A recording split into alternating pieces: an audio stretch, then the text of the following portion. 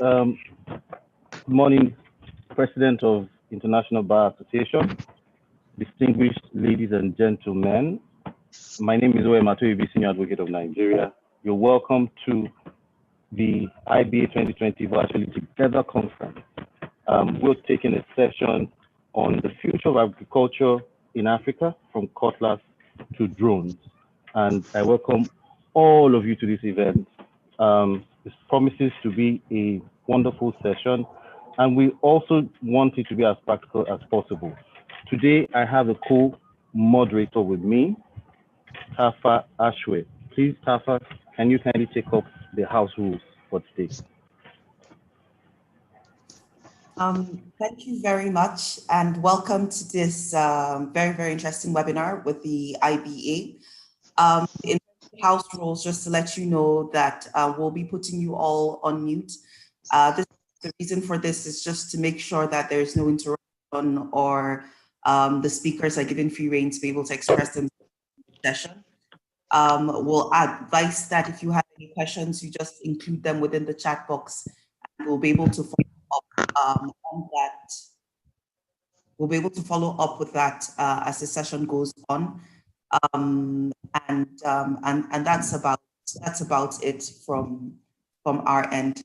The rest of the rules are up there. If you have a question, kindly raise your hand, include it within the chat, or add it into the question and answer section. We will be recording this meeting, so if you have any problem in terms of privacy, remember to either switch off your name or remove your name from or change your name into an alias, just in order to protect your privacy if this is something that you would prefer. And of course, the very strict one there is that if you do violate any of these rules in terms of respecting audience and participation and the remarks and opinions of other people, you may be removed automatically from the session. Thank you very much, and I look forward to interacting with you today. Thank you, Tafa. For us, we say thank you to everybody, and we hope to have a wonderful session together. I would like to give a brief background of why we're here today. You all will recall the COVID-19 issues that we're trying to wrap up in Africa, and as regards being able to feed ourselves, particularly in Africa. We're talking about Africa now. All the countries were locked up, and everybody had to look inwards to ensure that they were able to feed themselves or feed itself. And we're saying that, are we where we're meant to be in Africa? Can Africa not be the food basket of the world? Could Africa not be able to feed itself and feed every other person? So we're saying, what are the things that are needed to be done, right? From cutlasses that we use that we all are familiar with, to drones or technology that will help us to ensure that we'll have better yield. And today, we'll have a lot of policy people, we'll have the finance people here, policy makers, we'll have the education, we'll have the people that are also in the business itself, and we'll have lawyers who understand the framework of what it is meant to be done in respect of it. First speaker today, I'll just give a brief introduction of all of them, is the Governor of Central Bank. His name is Mr. Godwin Emefiele, Governor of Central Bank.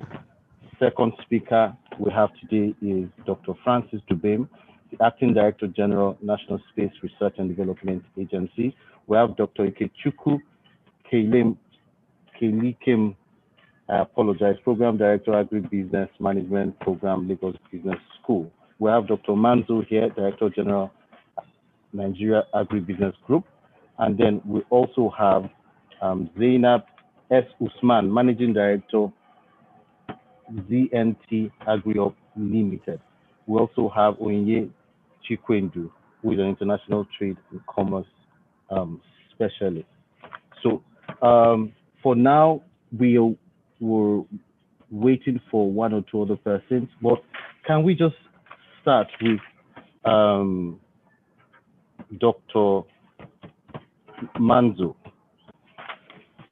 Sorry, I apologize. Can we start with Dr. Francis? Please, we have a lot of doctors here, so sometimes the names go misplaced. Please, Telfa, can you take your session with Dr. Francis to just give his own background and what he feels about it? Please, over to you, Telfa.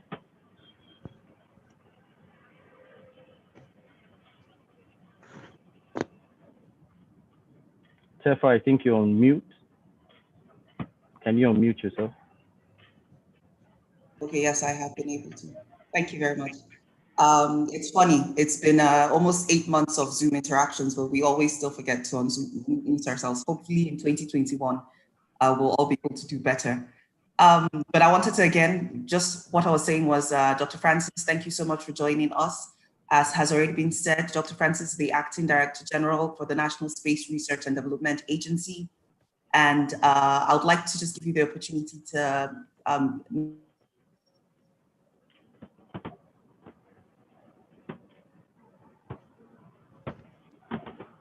Okay, so Dr. Francis, I think there's a bit of a challenge from Telfa's side. Dr. Francis, can you kindly just give us your perspective as a scientist as regards moving from Cutlass to drone? I don't know if Dr. Francis is here. Dr. Francis, can you please unmute yourself and give us your perspective in regards to this, please? Thank you very much, Mr. Toby. I want to thank you for inviting me to this session. But before I go into the nitty-gritty of the business of today, I think it's important. I let many of us know how Nigeria got into the space business. Space research indeed that started in Nigeria in the 50s, starting from monitoring the first satellite launched by the US, that's the Explorer 1, by a ground station installed at the University of Ibadan here in Nigeria. It might also interest you to note that the Apollo moon landing of 1969 was closely monitored from ground receiving centers here in Kano, located in Kano. For the first moon landing, first man on the moon was monitored. Part of the monitoring system for that mission was done from Nigerian soil. Nigeria as a country declared its intention to invest and enter space research in 1976. Same year, the Nigeria government joined the United Nations Committee on the Peaceful Use of Outer Space. Historically, the country approved the establishment of the National Space Research and Development Agency on the 5th of May, 1999, with a very clear mandate to use space science and technology for the socio-economic development of Nigeria and the enhancement of the life of Nigerians. In the year 2001, the Federal Executive Council approved the National Space Policy and Program. The document approved the establishment of the National Space Council. The National Space Council is chaired by Mr. President himself. A host other committees were approved, the Technical Advisory Committee for the agency and the International Cooperation Committee. This document was further strengthened in 2010 with the signing into law of the NASDAQ Act 2010. The agency operates with 7 activity centers and 9 advanced laboratories located everywhere within the Nigerian territory. All zones and in most states you have the presence of the space agency. The agency in the last 21 years have gone through a lot of transformation. We have human capital development. The agency boasts of well over 250 PhD holders in different aspects of space research. And we have put in a lot of infrastructure in place to be able to sustain our space program. Apart from that, we've had major achievements. As of today, Nigeria has launched 6 satellites. 3 are currently in orbit, and these satellites are providing data, most of which are being used in the agricultural sector. Now, we'll just go down quickly because we are talking about Greek here. The application of satellite data in agriculture cannot be taken out, because the world needs to increase food production by 50% by 2050. Now, the world in general is facing a lot of problems, ranging from climate change to other issues, issues of land becoming unavailable, water becoming scarce, flood being a major problem. And farmers need to look up to technology to be able to provide farmers with the opportunity to be able to take care of the challenges we're seeing before us. Now, satellite can provide information for us in areas of crop health assessment, livestock monitoring, irrigation, pest control, precision agriculture, where you're able to manage your crop in the field. You can tell the health of your crop while they're in the field. You can determine your harvest from the acreage analysis of your crops, because this can be monitored on a daily basis and covers wide area at any point in time. Now, we note and we talked of issues, and I want to come down to issues of drones. Drones don't just fly. You don't just fly drones for anything. You use technologies, combine technologies to fly drones, by the way you use them for agriculture. You use high spectral data and cameras on board to be able to monitor your fields, because drones fly lower than satellites. So they fly below the clouds. You can get images of the areas that are affected quickly. But these can be used, as well mentioned, but they have some limitations. Some of the limitations are there. Technology is one. Technology, most drones fly with battery powers. And the technology right now, most of the battery powers of these drones range between 20 to 40 minutes. That means in 20 to 40 minutes, you have to bring the drone back and charge the batteries again before you can send them out to the field, whether they are monitoring the crops or whether they are spraying pesticides or just doing irrigation work. Another limitation is that drone has to be a bit light, not too heavy. So you cannot carry 50 liters of water and fly a drone. So you have to take the water out there in piecemeal, take them out for 30, 40 minutes spray and come back. The other problem we have in Nigeria as a whole, unlike what we see abroad, is the issue of multi-cropping. Most farmers in Nigeria don't just plant one crop. You have yam with corn, with granite. Each of these plants have their own distinct, what they call spectral signature. So using space technology becomes a bit limiting within African setting. Yeah, of course, too, our farms too are not too big. Most farmers are just within Africa, just farm enough to feed their family and sell a few to sustain the family for the rest of the year. Now, we also have problems. I'll come to this one because these are issues regarding to laws and legislations with using some of these drones. In 2016, it became a law in Nigeria that you cannot fly a drone without getting government permission. In fact, one of the few things you need to get security clearance from the office of the NSA. You have to pay an initial sum of 500,000 to register to be able to use a drone in Nigeria. And then that's not all. Annually, you need to pay the sum of 100,000. You can imagine that for most of our farmers being able to pay a whopping sum of 600,000 in the first year of using drones.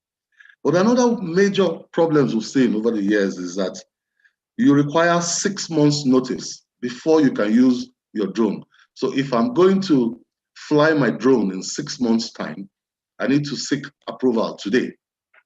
So these problems keep coming up, and of course, within this side, we're trying to see how we can get government to relax some of these restrictions. Of course, these restrictions came into place for security purposes because, as well as you can use drone, you can also use drone as a means to carry other things, issues like weapons, bombs. So that is why these restrictions were put in place. But government knows and agreed that we need to relax these rules, especially for the areas of agriculture. We have, over the years, been working and worked with various organizations. Like I said, NASDA as an agency is a service provider. We don't have the mandate for agriculture, but we can provide service to those in the agriculture field to enhance their productivity. Over the years, using our satellite and data from our satellite, we've carried out various programs ranging from the Fadama Land Information Development Management for the effective growth and increased production in rice in Nigeria. Other programs are early warning system for drought. We have programs on deforestation, areas on a predictive mode of gully erosion in the southeastern region, all targeted at advising government and farmers on how best to use the land and even when to go into the field to start planting and the best time to harvest. Like I was going to, I believe the governor of CBN is here. I want to use the opportunity to also thank him. On the 13th of October this year, the CBN awarded the agency a contract as a digital monitoring service provider in the 2020 dry season Anchor Borers program. The Anchor Borers program is a program put in place by the present administration to help farmers grow from just producing just enough for themselves, but be able to go into commercial production. And we, as NASDA, we're able to provide digital monitoring system such that officials of the Central Bank of Nigeria can actually sit in the offices and be able to ascertain what each farmer is doing. Also assess their crops. If their crops are doing well, the farmer doesn't have to come and tell me, oh, crops were washed away by floods, while the officer can stay in his office there and tell the actual situation of things on ground. NASDA as an agency will be providing the service for the agricultural sector for the dry season in 2020. Doctor, thank you.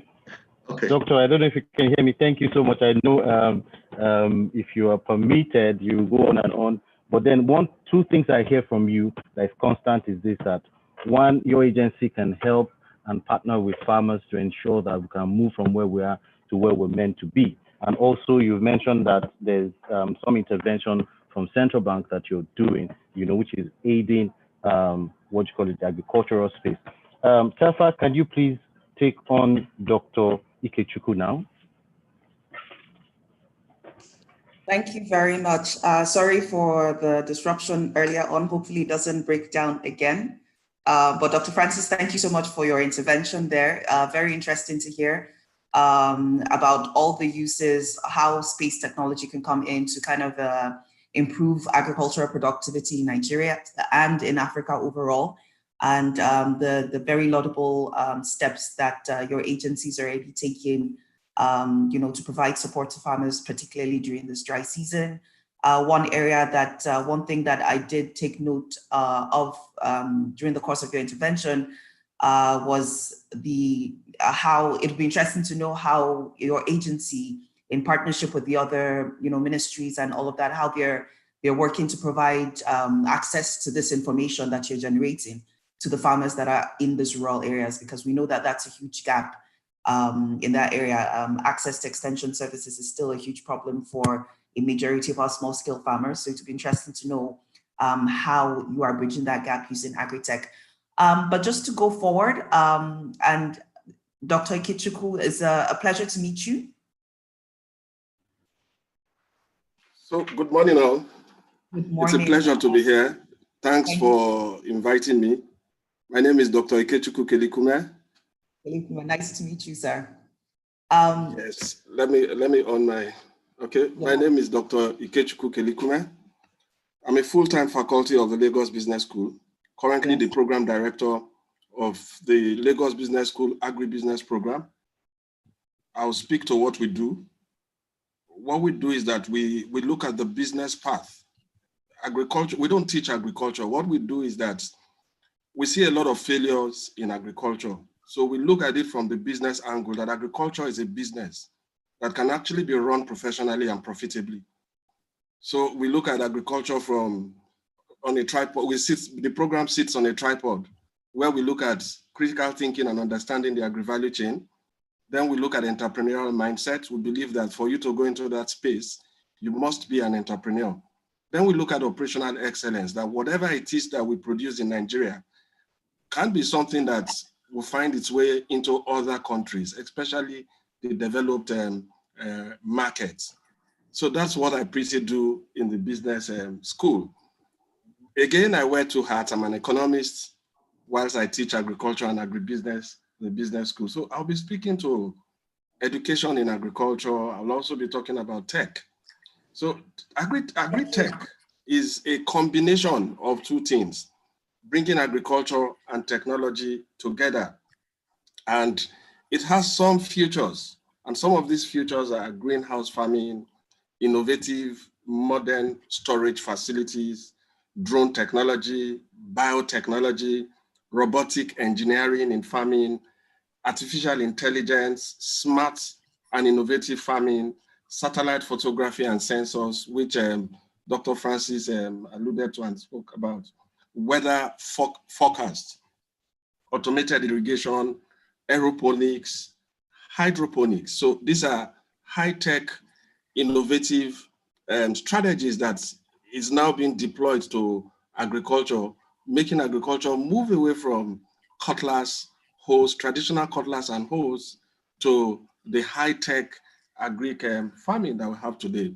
But the interesting thing is that if you look at the current composition or structure of agriculture, agriculture can be divided into 4 sectors. If you look at the way the CBN constitutes the sector, it has crop production, livestock, fishery, and forestry.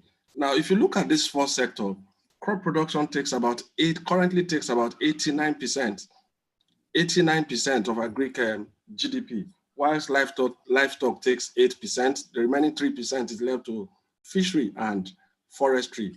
Now, the interesting part of the agri narrative is that the sector is currently contributing about 25% to the nation's GDP, but growing less than 2%.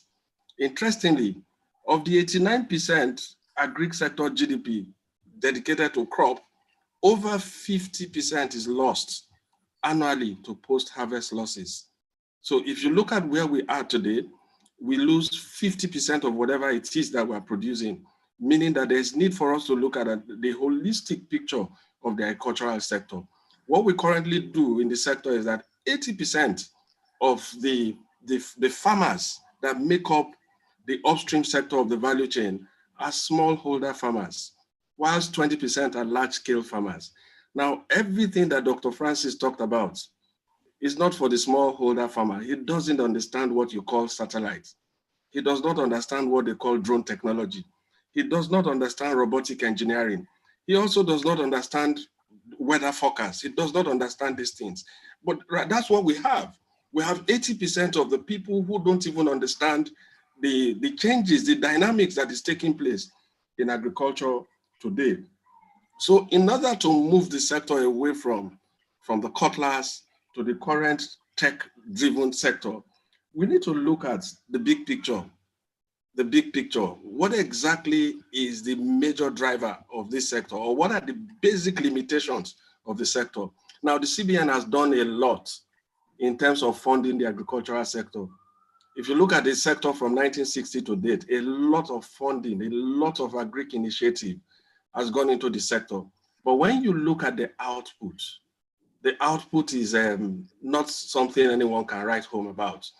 Of late, you see where people are talking about onion, that onion is now gold. You see where people are talking about yam, that is now so expensive. You see people talking about rice. With all the rice initiative, with all the funding that went into rice, rice is now so expensive in the market. Now, from my knowledge of economics, once you have plenty, prices are bound to come down. So what the explanation today is that we do not have plenty, we have scarcity. So there are 2 basic missing links that we need to look at critically in order to drive the agricultural sector. The first one is knowledge. The first one is knowledge gap. A lot of people enter this sector without understanding how tough and difficult the agricultural sector is. The second one is security. Security issues is what is driving prices so high because farmers can no longer farm. So these two factors are key in driving home the new narrative of agricultural sector. If you look at the composition of the structure of the Nigerian economy, agric appear to be the simplest. It is currently the dominant sector, contributing about 25% to GDP. It is the major driver of the economy. All through the recession era, agric stayed afloat, carried the country all through. But then when you look at the sector in terms of growth, it is one of the least growing sector. And every investor would like to put their money in the fastest growing sector. How do we change this narrative? By bringing agriculture up to speed as one of the fastest growing sector that is moving away from smallholder farmers to large scale farmers. We are not saying drive out the small farmers. We are saying we need multinationals to come into this sector, multinationals that will employ the smallholder farmers and begin to pass on technology, pass on knowledge to the smallholder farmers. That is the imbalance that is currently in the system. So there's a problem. We need to fill this gap, and this gap is about knowledge. One thing that I noticed in my class is that those who are currently jumping into the agric space are people who have retired from their current job.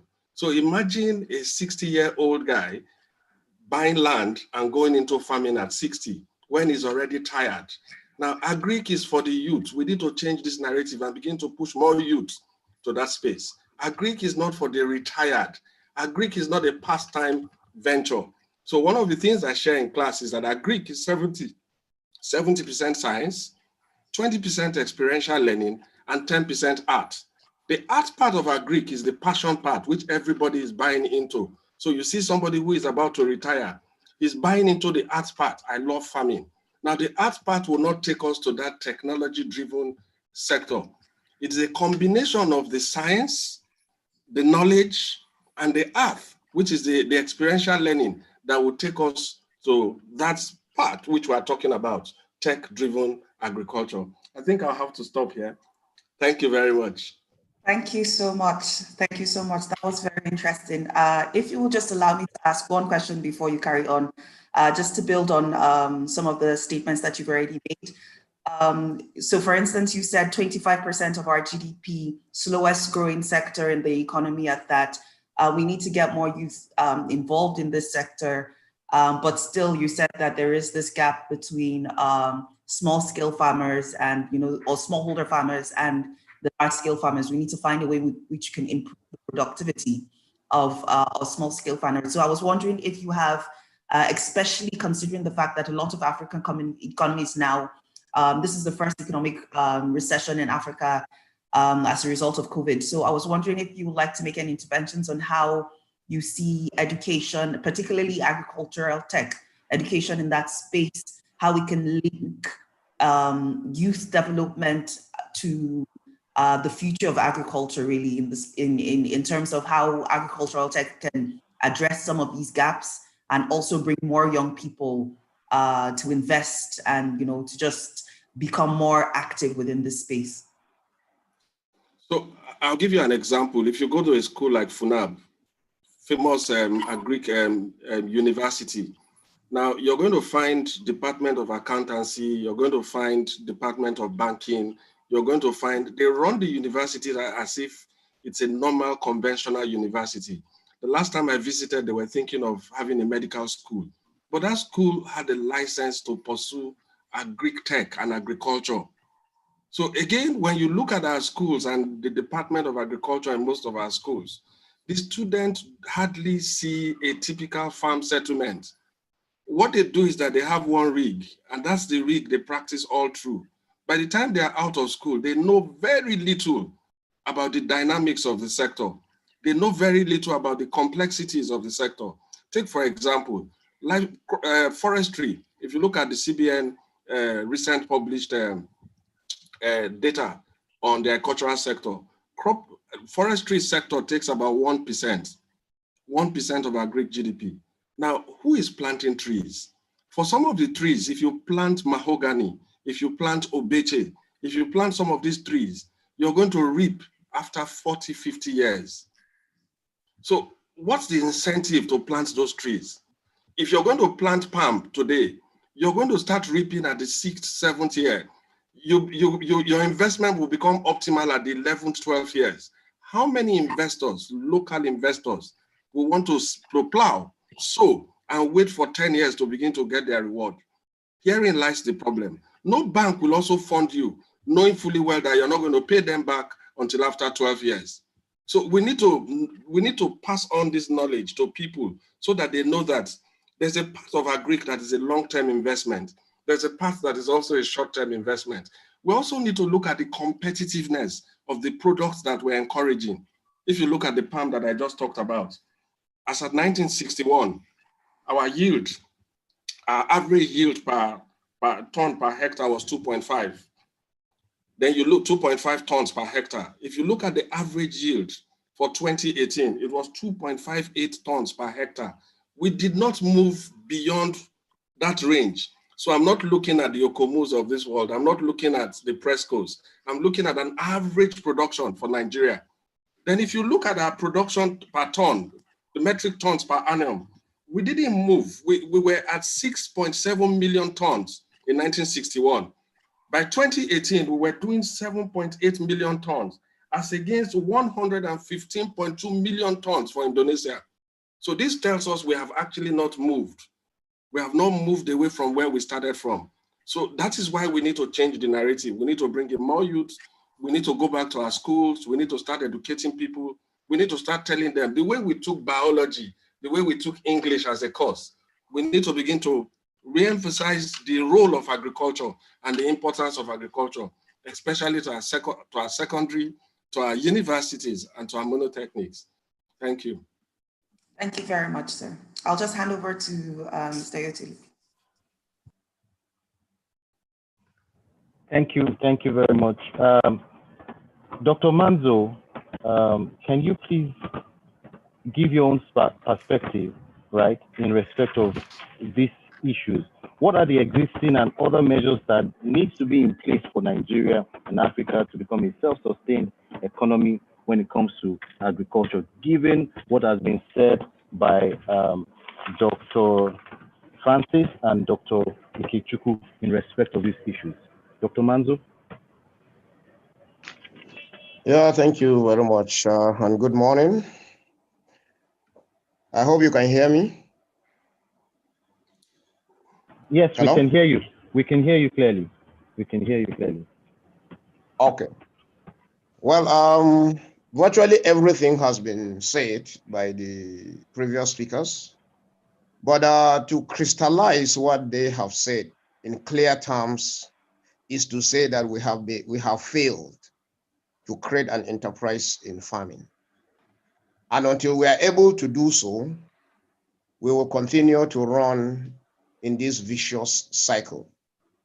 And yes, it is fanciful, it is interesting to talk about moving from cutlasses to drones. But like the last speaker said, our reality is that we still farm like our great-grandfathers farmed 300 years ago. Dig a hole, throw a seed inside, and go back and pray. While others have moved, we have remained virtually stagnant. Now, how do we create an enterprise in agriculture? You create an enterprise in agriculture first by taking a holistic scoping or a look at the sector and then set standards. When you set those standards, then you can now institute them.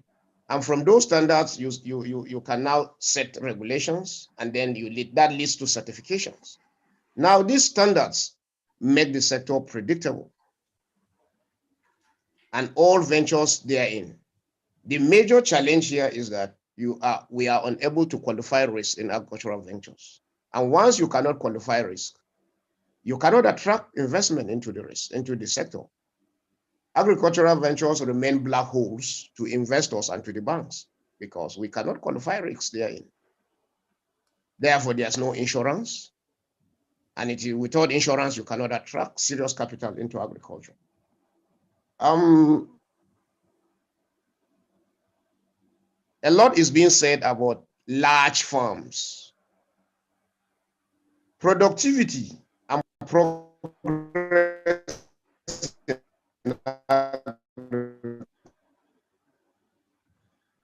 does not necessarily go with examples all over the world.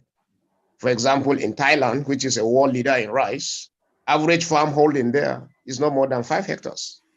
In Vietnam and the rest of them, who share the same socio-cultural backgrounds like Nigeria, but are global players in their areas of competitive advantage.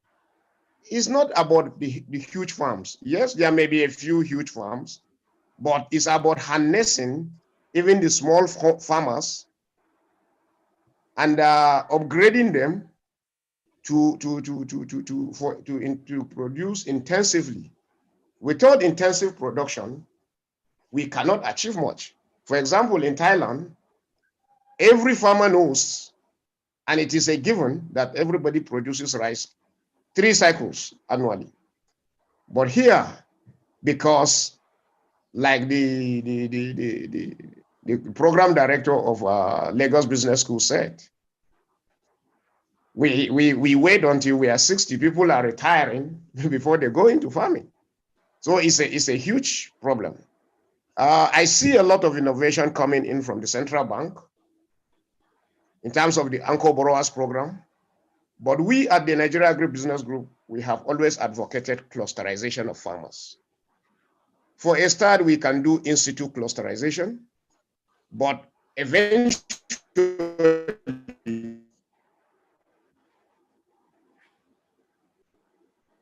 like Derek said, goal is to have large contiguous lands, not necessarily owned by one individual, but by this thing allocated to these small farmers, but being managed by a bigger entity who can handhold them, provide common services such as water, power, irrigation services, even the satellite issues, even the satellite monitoring, crop health monitoring by the satellite institute or agencies. This will enable shared costs such that these small farmers are able to afford this.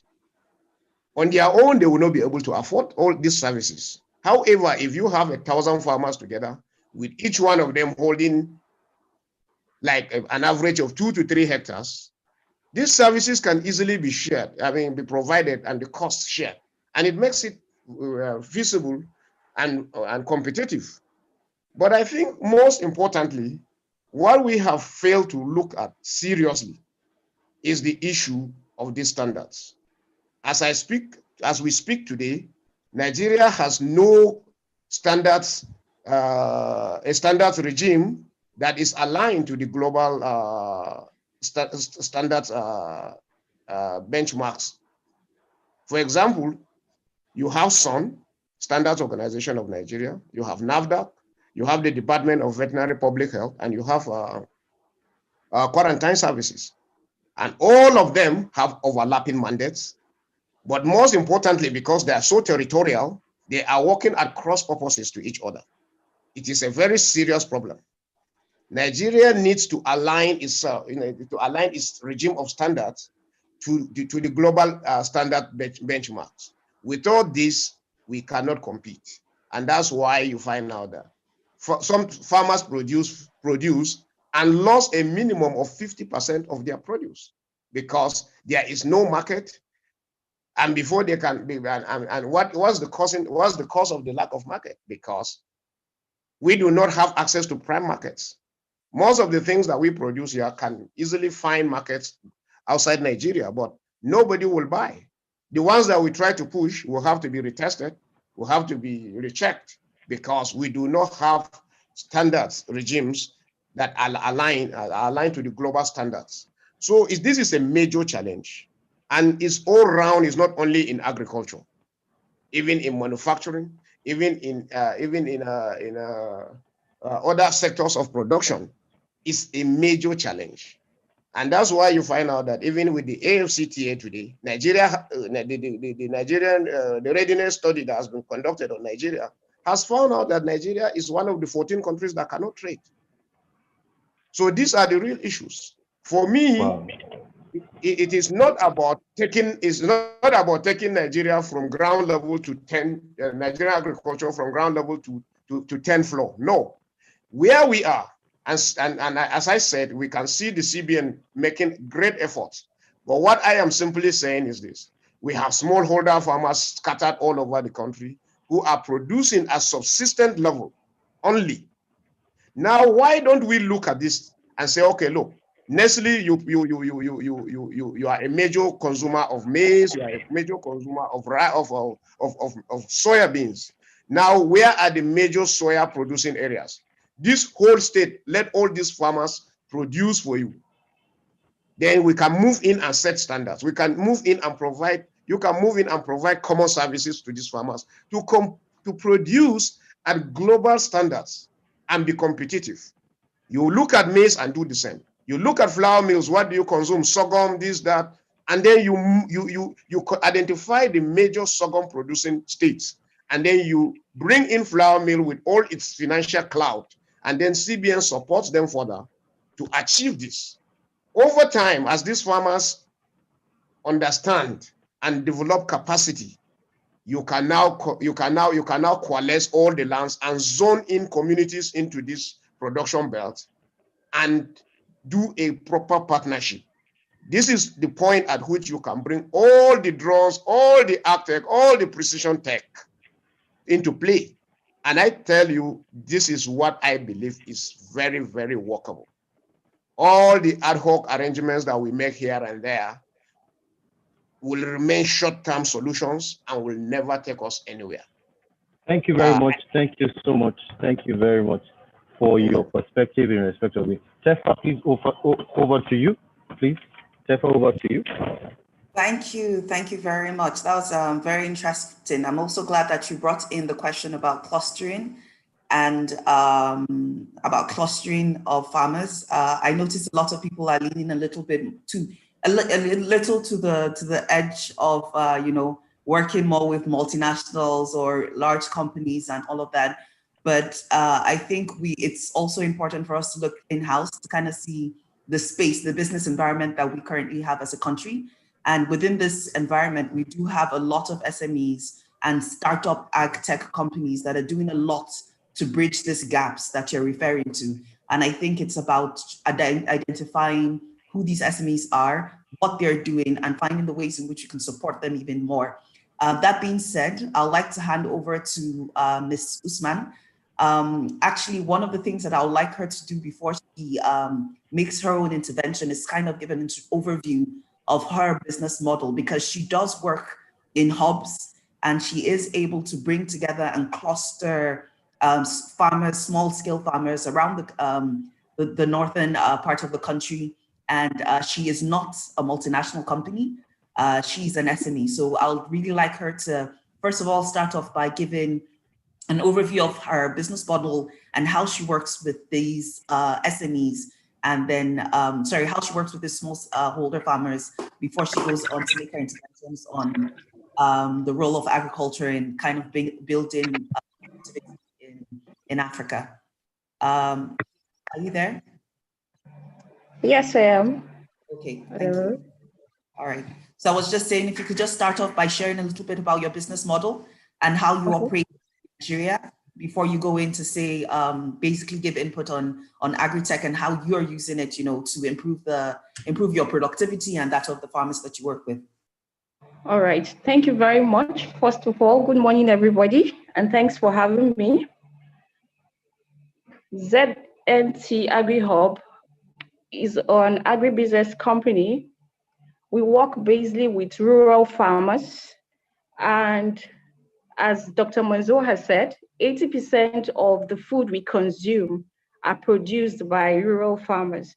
So you notice that we cannot be neglected because we are key factors to contributing to food security. The model I adopted, looking at the rice production, you find out that the percentage of processors far outweighs the percentage of producers. So if you have to ramp up their capacity, that's the smallholder farmers, to meet up with the demand of the processors, you have to introduce technology and all. So what we were able to do, we had cluster of farmers. That's for livestock and for crops. For livestock, altogether we have about 2,850 farmers. Some are for livestock and some are for crops. So what we try to do is just like the model that NISAL introduced, after putting them into clusters, we have those for rice, we have those for soybean, and we have those for poultry. So what we try to do is we give them the crops. We're present in every stage of production. In every process, that's from production to processing to packaging. So what we try to do is we balance the gender participation. We find out that women far outweighs men in the production line. That's when it comes to the fertilizer application, it comes to post and pre-emergence herbicide application and all. Then they still are the ones that have to attend to the house chores and all. So we now found that the best thing to do to keep them interested in the business is to introduce smart tools that will help them cut the time spent on farm and save more time to spend at home because they are multitasking.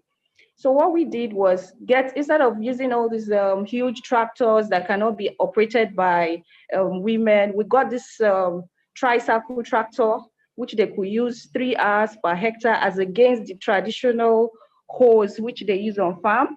Then when it comes to fertilizer application, we employed the use of drones after mapping the areas that would need to, instead of them using the normal knapsack sprayers and all, we saved the time by using drones. Then we made sure that our production is all year round. That's we operate not just for rain-fed, we also use irrigation. And using irrigation, you find out that you have to calculate the radius to make sure that every plant has water evenly distributed. So what we decided to do was to get rain guns, which could wet 4 hectares in 3 hours, the rain gun and all. So the model we adopted was cluster farming. The smallholder farmers are able to meet up with commercial demand. And aside that, there's this uniformity in land leasing, unlike the land grabbing that usually happened in the past. So there's this land leasing procedure where everybody is formed into cooperative. Then from the cooperatives, they can access their land and everything goes smoothly. So cluster farming has been the way out, and it has increased the input. Normally if you rely on subsistence farming, it's not going to help. So what we decided to do was get cluster of land, contiguous land, so that the number of farmers can meet up the commercial demand and try to fill up the gap that exists in crop production. So far, that's our model for crop. Thank you very much. That's extremely interesting. And also, I would like to just say that I really like the way in which you were able to not only apply smart agriculture or smart practices into your business, but also to be gender responsive, because that's an important point that you've raised there, that the role of women in productivity. We know that 80% of agricultural production is done by women in Nigeria, 60% is also done by women, and 50% animal husbandry is also done by women. So by ignoring, some of the limitations that they face in terms of the time that they have to dedicate to productivity and things like that, in how we plan and set policies, also influence the overall, output from that particular sector. So I like the fact that you were able to point that very salient point in your intervention. over to Mr. Atoyobi. Yeah. Okay, thank you, Tefa. Fantastic. Now we have Onye online. Onye Chikwendu. She's international trade and commerce lawyer. I'm sure she does both local and international. So, Onye, can you kindly just give us the lawyer's perspective in respect of this? We've heard the finance talk. We've heard the people in IT tech talk. What is the lawyer's perspective? How do you bring all of this together through the lawyer's perspective? Because, of course, well, now people see agriculture as just agriculture, but of course, it's the next oil and gas. How do you, as a lawyer, put all of this together? Onye, over to you, please. Thank you very much. And thank you to all the panelists. I've heard so many problems highlighted. And the lawyer's role is that in all the issues that have been raised as the reason why agriculture has not scaled, the reason why the business is not productive and the GDP is low, is because the legal community has not really been a part of agribusiness in Nigeria, and dare I say even Africa.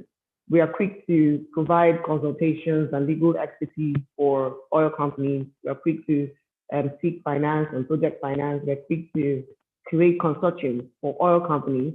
But when it comes to agri, because they are small-scale farmers, because the value chain, we refrain or we restrain ourselves in delving into that market.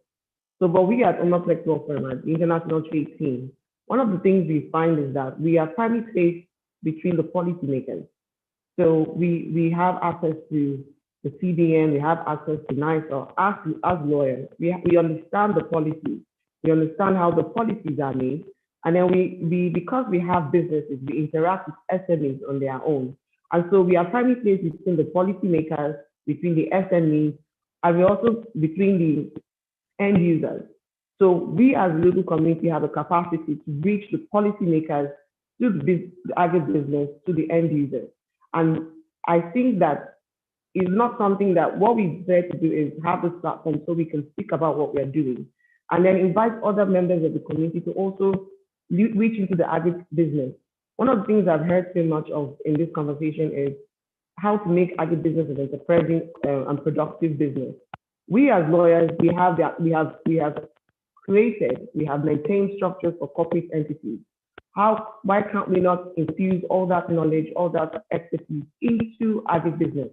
So we can go because we know that small scale farming does not have the capacity to produce the level of input that we need to sustain the economy and also trade and even export on that.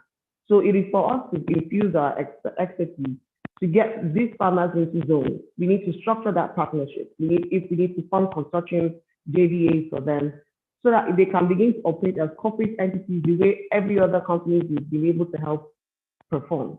Rather than shy away from the conversation, we are saying let us take advantage of this problem and create and provide solutions to them. And then now we have the African Continental Free Trade Agreement. If we're going to increase exports to within the region of Africa, we need to scale up our agriculture. And we can't do that where the agricultural business is still at the level of just buy and eat. We need to come to a level where we not only have what can sustain the economy, we also have what we can export. So while we embrace the agreement, there are also things that we need to do within the value chain of the agribusiness so that we can bring them to a level where they can operate within the international standards and begin to also export to other countries, even outside the region of Africa.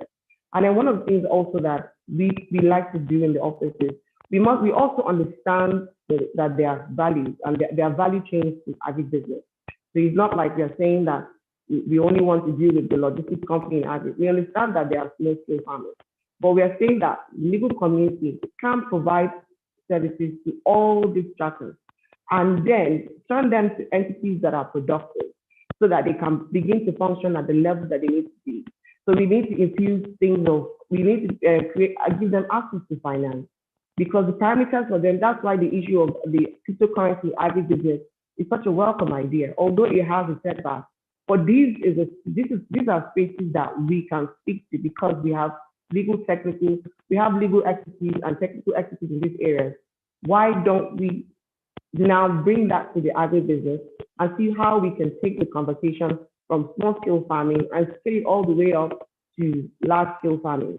And then we can begin to even structure relationships and partnerships. The way we have IOCs in Nigeria, we can have multinationals. And we can also find a way where even those companies that are in Nigeria who provide the services that Z&P is providing, how can we scale that so that it can cover not just the northern region, but the south and the west and all of that? What we're saying is that this conversation has to happen.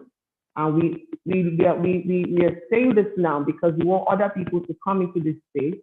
And let it not just be an emerging area. It's no longer an emerging area, so to speak, but it's something that we need to take advantage of. Because after the oil and gas, after oil export, the next export in Nigeria is agricultural products. And that's what we need to focus on. And that's where we need to drive on. So that we not only have conversations, we can have action plans that begin to solve some of the issues that the agribusiness is facing, so that the economy can do better, we will do better, and then trade can also be fostered when the productivity is increased. So that's my perspective on it. Yeah, thank you so much for your perspective.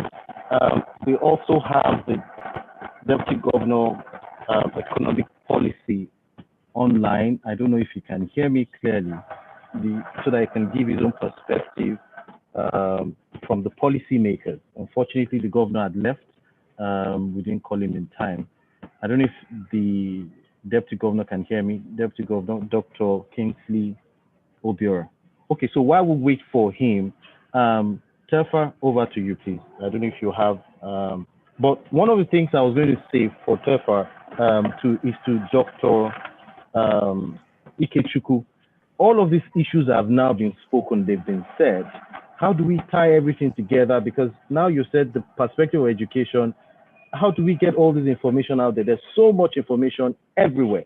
How do we get this information out there? Of course, from the low income earners to the high income earners, from those that are using the big multinational drones and all those things, and of course to all the smaller scale people. How do we tie in everything together? Please, Dr. Ikechukwu, I don't know if you have a perspective on that. So how do we tie all together? If you look at we can actually look at agriculture or an agribusiness in terms of the way it is structured.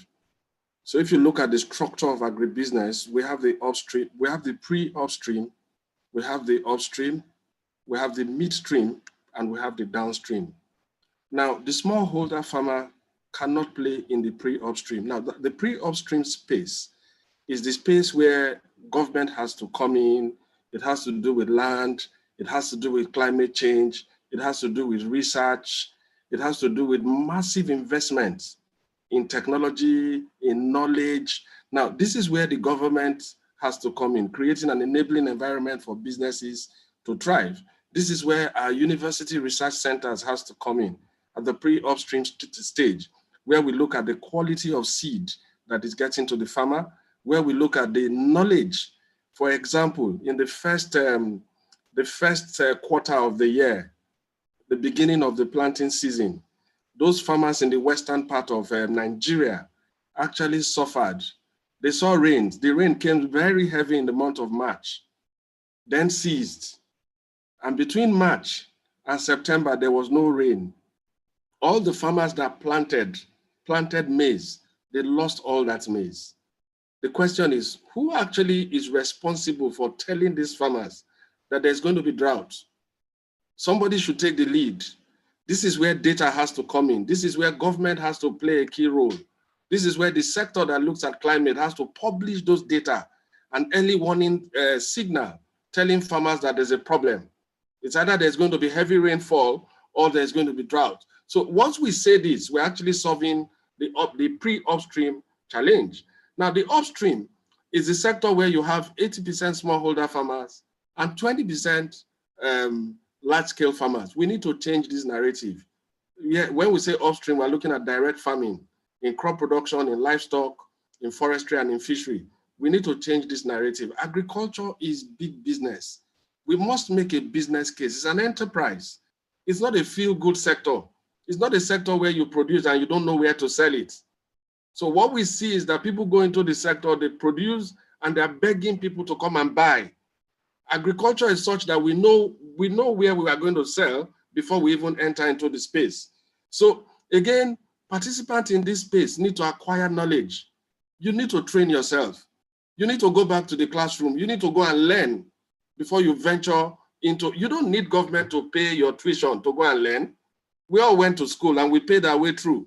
So we need investors in the agricultural sector to come back to the classroom, to learn. You don't just plant seed.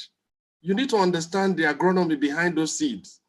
So again, it takes us to the midstream. Now, the midstream is such a complicated space because here you're looking at the service sector.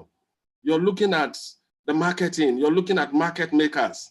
You're looking at all kinds of players within that space. For example, think about how we move tomato from the north down to the south on top of trailers. We need to come up with regulations. We need to come up with policies that will guide what we sell, how we sell. Imagine that on a hot sunny day, you are in Lagos, the busy Lagos market. You're in Lagos and you see this man carrying meat on his bare chest, selling meat, and people are pricing. We need to come up with standard. That's where you look at the midstream. You look at logistics, you look at storage facilities, so that we do not lose, so that we stop losing 50% of what we produce. Then the downstream sector actually is the export sector. Here you have multinationals playing in that space. Now, it is not possible for you to begin to export without looking at the production cycle. So we need multinational firms, we need government, we need research institutions to come again and look at the upstream. How do we encourage more people, not old people, not retirees, very young people, as they're getting out of school, they're saying, I am a farmer, I am a proud farmer. We need to get these people to that space. And we also need the government to legislate on land. No individual own land, and it's so difficult to buy land. So we need land for agriculture. We need cluster farming. I like the idea of cluster and regional competitiveness. Most of the states have the crops that they do well in. We need to begin to tell state governors, don't just begin to do rice because you heard that they're doing rice in Kebbi. If you're not competitive in production of rice because your yield is low, don't go to rice. Go to a sector that your state is known for. So in Nigeria, we have what? Different states have different strengths. We need to begin to look at clusters and competitiveness in agriculture. In that light, that's the only way we can begin to say, yes, we can move, because if you produce so much, you're producing so much because you are now bringing in tech, you're now bringing in biotech, you're bringing in technology into the space. And when you mass produce, you can actually sell. So we stop importing some of the things we're importing today. Thank you. Thank you very much. Before I hand over to you, Tefa, I remember that you mentioned, this is for Tefa now, particularly the inclusion of women in this agriculture, because of course women, they are the sole base of whatever it is, well, according to you, in agriculture. You want to give your perspective on that so that you can give that, and then maybe we'll move to Dr. Kingsley if he's ready to speak. Tefa, please, over to you. Thank you very much. This is not according to me, by the way. This is according to a majority of the UN, FAO, and a couple of development agencies, including our own National Bureau of Statistics here in Nigeria, that does say that women contribute about 80% to agricultural production in Nigeria. So this is not my figure. It is actual fact. But I would like to, just build on what Dr. Ikechu just said about the need for, yes, so give a little background. I work with the International Trade Center. The ITC is a joint agency between the World Trade Organization and the United Nations. And what we primarily do is to improve the competitiveness of small and medium-sized enterprises. So we do know that large corporations and multinationals play a huge role in international trade. But we also know that the engine room for a lot of developing countries in terms of productivity is still in the hands of small and medium-sized enterprises. So we work with small and medium-sized enterprises, including Ms. Zainab Usman, who is a woman and is also a partner to the She Trades program, which is a flagship women's development program under the ITC. And we work with them through capacity building, through technical support, through mentoring, through access to market opportunities. I know it's already come out during the course of this conversation that there is a space for export there is a space, different questions relating to standards, relating to quality, relating to all the gaps and the problems that occur within this sector. And this is what we try to do. We work with SMEs to see how we can improve their competitiveness, bring them up to bring their production and the quality of their goods so that it meets international standards, so that they can then export. As much as multinationals maybe have an advantage, we believe that SMEs can equally that's a very good point. Passion is only 10% in productivity. We believe that SMEs can play a huge role as well in boosting productivity within the sector. So this is the reason why we work with them to ensure that they are producing, and they're meeting international standards.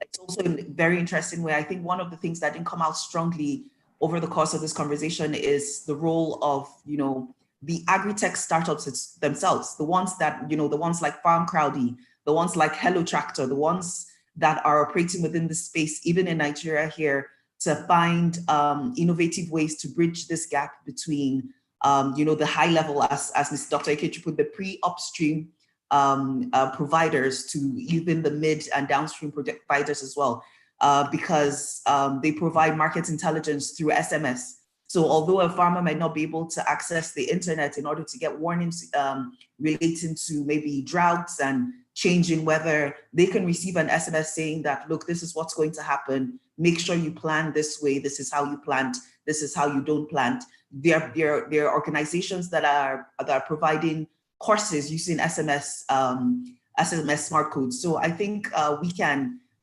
give a little more thought to these agri startup spaces, because to be honest, if we also want to attract young people into this space, going into traditional agriculture and encouraging them to think about agriculture without the context of how much is happening right now in technology, with coding, with development within this space, will be doing them a disadvantage as well as ourselves. So we need to think about people and their interest in agriculture and their interest as well in technology, and how we can marry this together, how we can provide an environment for startups in the agri space to thrive, and how we can provide investment to them. So I'll just hand over now to you. But thank you very much. Yeah. Okay. We have the Deputy Governor of Central Bank Economic Policy. Can you please speak up?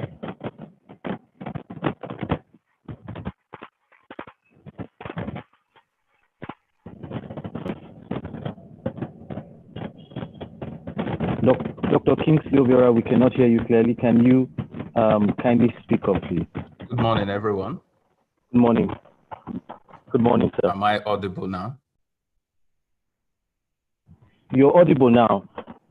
Thank you very much for joining us. And sorry that we're about rounding up because time is almost fast spent. You are the economic policy maker. You're the policy maker as regards agriculture. And of course, our perspective has always been from in relation to driving this agriculture from where we are to where we're meant to be in terms of cutlass to drones. Can you just give us a brief overview of the policies that you've done, policies that you're doing, and policies that you intend to do, that would aid agriculture in Nigeria? Over to you, Doctor. Thank you, Mr. Ayotebi. First of all, I would like to thank all of you for convening this very important gathering. It's a testament to the importance of agriculture that lawyers are talking about it. I'd also like to just give a hint as to why the central bank is interested in this fair. We operate a dual mandate, which means that aside from working to ensure price and monetary stability, we're also very interested in what we economists call full employment, which is ensuring that there is enough growth in the system for shared prosperity. And one of the biggest sectors that we look at in this space is agriculture. And that is why the central bank is focused on it. Second reason is that if you look at our basket of goods that determine inflation, food and agricultural products are a big part of it. And so if we are able to help to ensure that supply at least meets demand, that moderates prices in the market, and ensures that one of our cardinal objectives is met, which is price stability.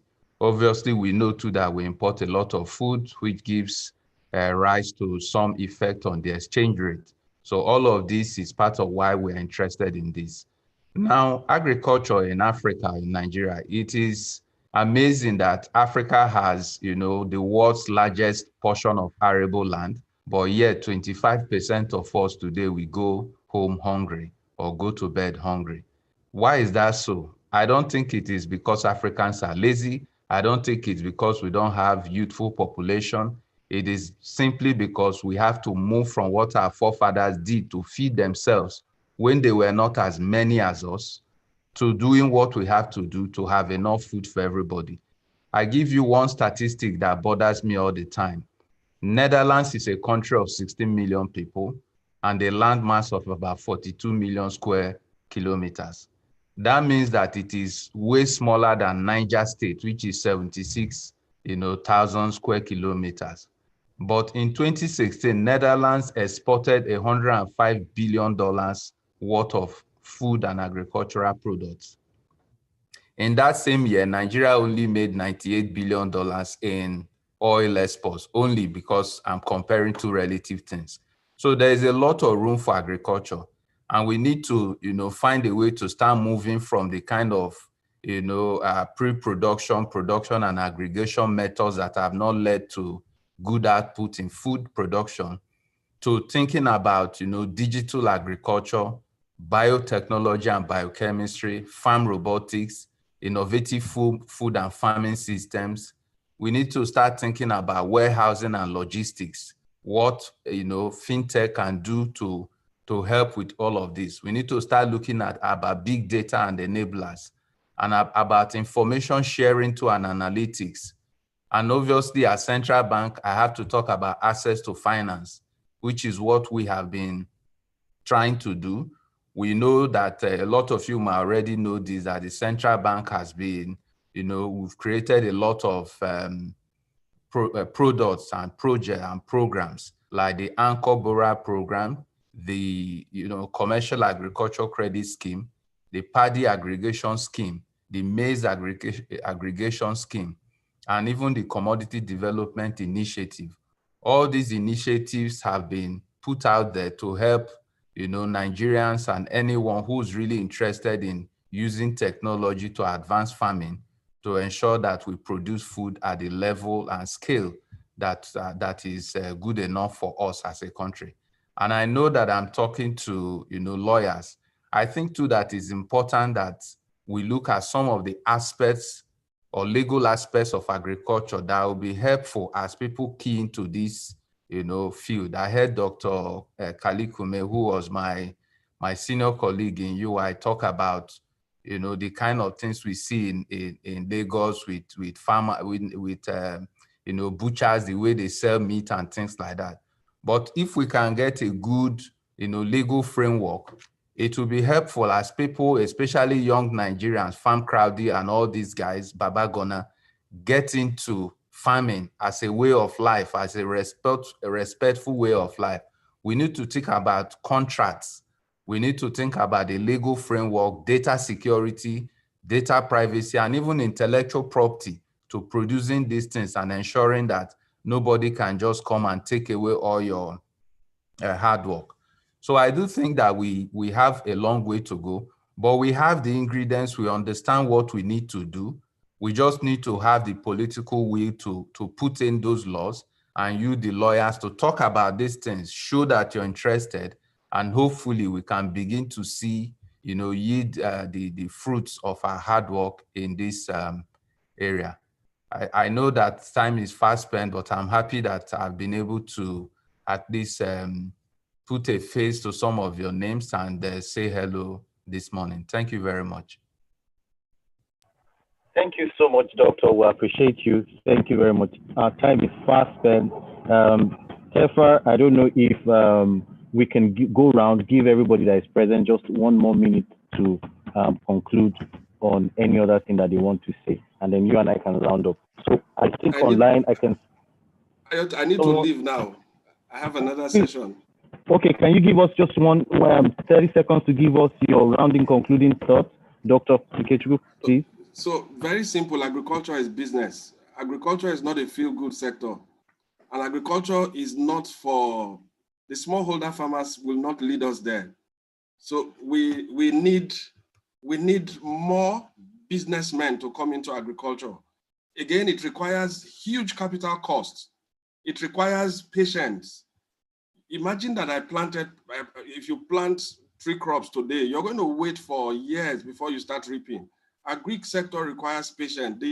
The profit from the sector is slow and steady. It is not automatic.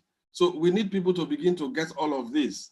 We need more people to come to the classroom to learn about agriculture and agribusiness. Thank you very much. It's been a wonderful time. Thank you. Thank you very much. Zainab, are you still there? Can you give us your last thoughts? Zainab, if you're still here.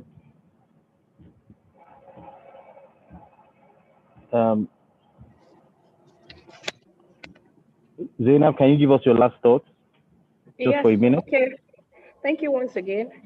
Just as we said, education in rural level is very important when it comes to training, because you don't just introduce technology without training them on how to adopt it and make it very friendly. And again, technology adoption is supposed to be user-friendly. So I always advise that when it comes to developing of technology, the users should also be put in, they should participate in the technology development. That will also help them in usage, because sometimes when it comes to introducing this technology to farmers, there's a bit of resistance and all. So by the time you put them through training and tell them how the innovation can reduce post-harvest loss, how the storage facilities, water content in the storage facility can be reduced from the innovations that you introduce to them, it will sit well with them. So I find that when technologies are introduced to farmers, the researchers just develop it without infusing the rural farmers' participation. So going forward, I advise that before technologies can be developed, aside training for usage, there should be user participation so that it can sit well with the farmers. Thank you so much once again for having me. Thank you very much. Onye, please, do you have any concluding thoughts? Onye, can you please speak up? Yes, thank you, sir. This is my thought. There is a gap in agribusiness between small scale to large scale. And I believe that lawyers are that gap. And that we are the bridge for that gap. We have the knowledge, we have the expertise, and we have the ability to make this sector attractive.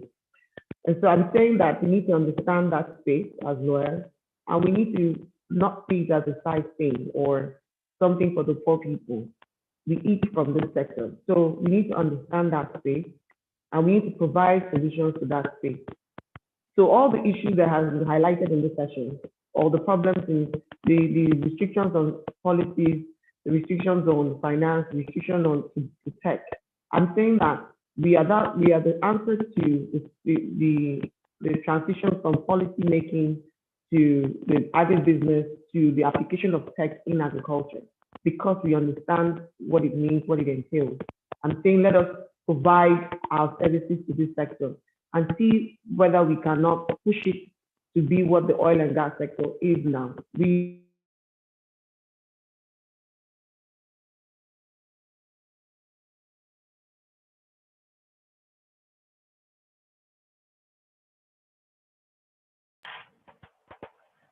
Onye, thank you very much.